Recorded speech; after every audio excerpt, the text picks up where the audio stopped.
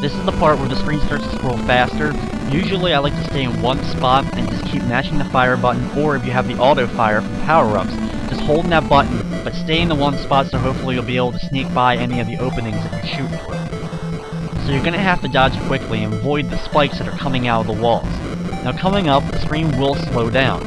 Once it does, head on the far right side once it opens up the path, so that you don't end up getting into a dead end.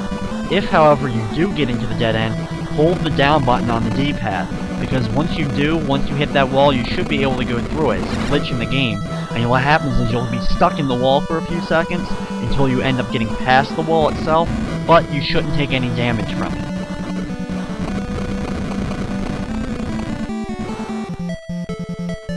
Now once the screen stops scrolling, it's time for our next boss, and this boss can be very tough. The worst thing about it is anytime his body is still formed, because every time you shoot him a few times, a piece of his body breaks apart, and he gets smaller and smaller until he's just the head left. Every time his body's still on screen, he can shoot that 3 spread shot, not just the fireball straight at you, so that can be very annoying. It's probably the hardest thing to dodge.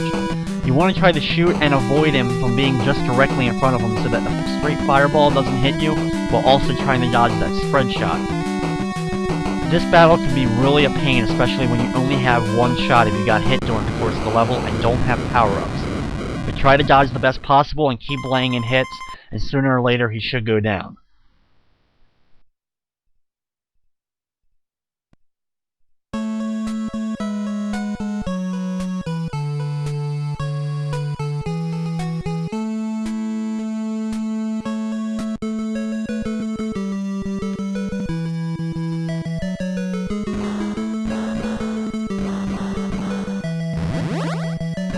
Luckily for me, in the previous level I saved the princess, so I was able to get full health back. That's one of the benefits of actually getting the princesses to show up in your run.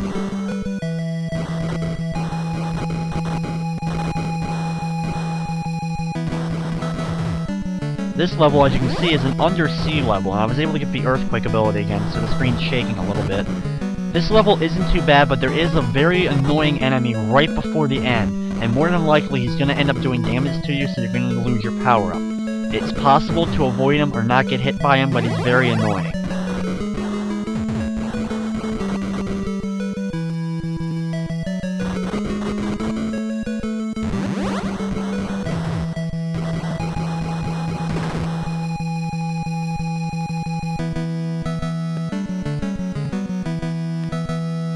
This level, though, is a nice change of pace considering that the walls can't hurt us because there are no walls in this level, thankfully.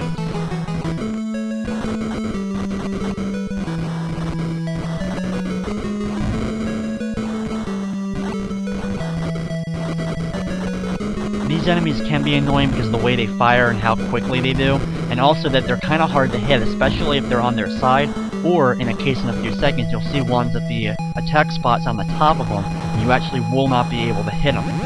As you can see, these two, the way to hit them is on top, so you won't be actually able to do any damage to them. Try to take out the ones that you actually can hurt, and try to do your best to avoid the other ones.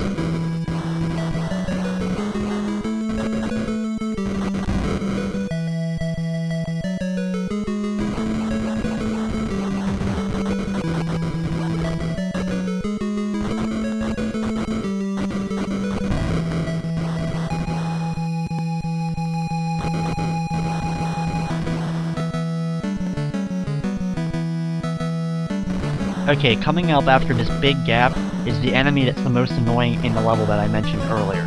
It's this dragon head that quickly pops out of the hole and fires 3 long shots at you in 3 different directions every time he pops up. Even if you destroy the head on him, he still immediately pops back out and shoots 3 more shots again with a newly formed head. He also can change direction. As you can see, he can move his direction where he is, and he can go to the side slightly.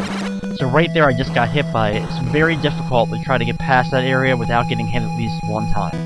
Unfortunately, it's the last thing before the boss, so now I have to fight the boss with no power-up.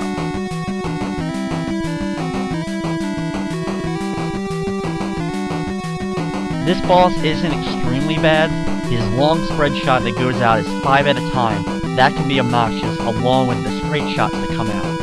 As long as you're to the left or slightly to the right of him, you should be able to avoid most of the bullets every time. He also has armor pieces that circle around him, as you can see, and you're going to have to take them out in order to get a straight, easy shot at him. And you can only hit him when he's lit up. When you see the front of him is white, that's when you actually can do damage to him.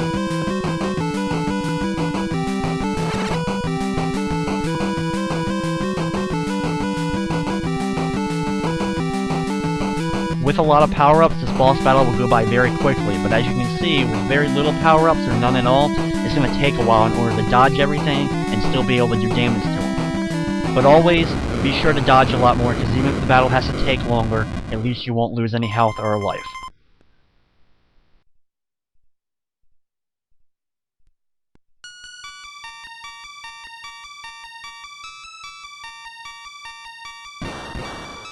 Okay, the next level is level 8, and it's the most obnoxious thing we've seen so far, as you can already see. The lights go out constantly. Now, some of the enemies can still easily be seen, especially the things on the ground that are flashing. Those can still be seen from the air. But, the large spike balls as well as the other enemies that are flying cannot be, so you're going to have to memorize where they are, or try to stay put in one spot and try to avoid them as best as possible. Now you may also notice a power-up that I'm trying to avoid as best as possible, and it's a circle, a blue circle with a skull on it. If you get that, it instantly takes your power-up down to the lowest form. So that's very annoying, and in the final levels of the game, they seem to appear constantly.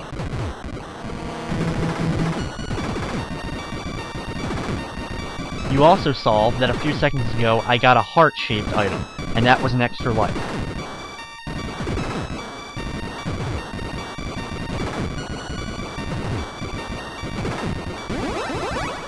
The enemies in this level, for the most part, especially at the beginning, aren't too bad to deal with, and if you're staying in one spot with power-ups, you should be able to defeat most of them. The things on the ground that you can see, use that to your advantage the best, so that you can see when they're about to come near you and when their shots are actually being fired at you. Thankfully, you can see at least that.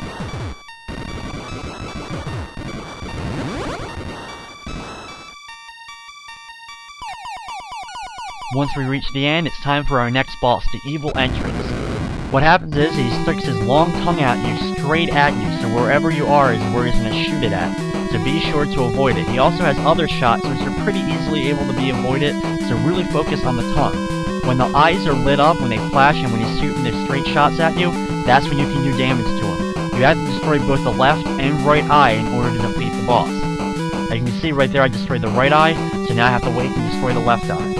So, to easily do this, hang out on the right side, wait for the tongue to come out, then sneak over to the left quickly, and shoot the fire shots right at him to destroy him.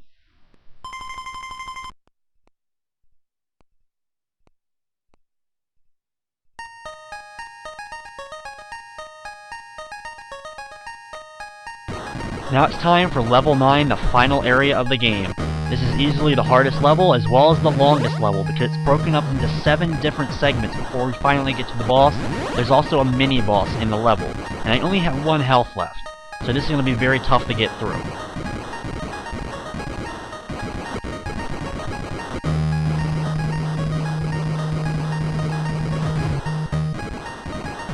Try to do your best to destroy the enemies on the ground, as well as the ones flying at you. Also, you're going to have to avoid the walls. As you can see, there's a solid wall in the middle here, and I'm going to have to try to avoid spikes as well as shots coming at me while I'm in this area. If you accidentally run into the spike wall, they will hurt.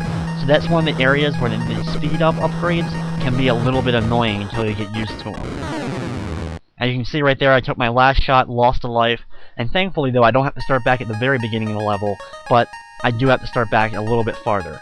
So, I ended up coming back, and now I can continue on in the level.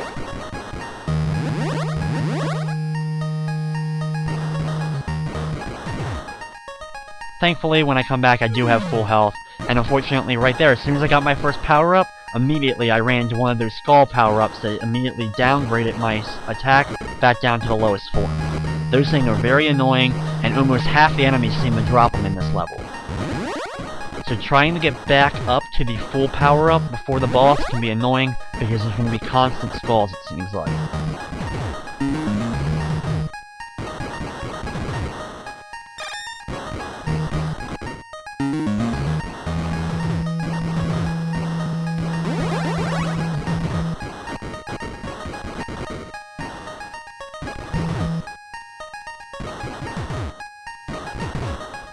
Thankfully, the enemy dropped the power-up I wanted, and now I enter this flashing circle, and it takes me to the next part of the level. Like I said, the last level of the game is actually broken up into 7 different segments before we finally get to the boss.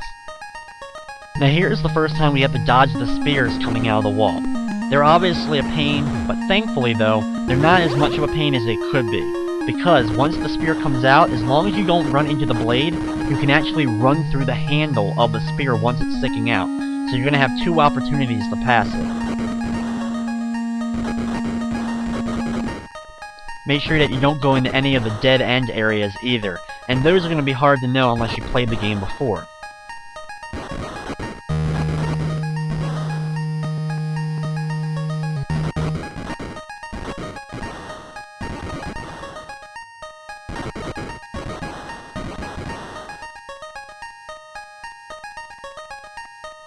This is the 3rd area of the level,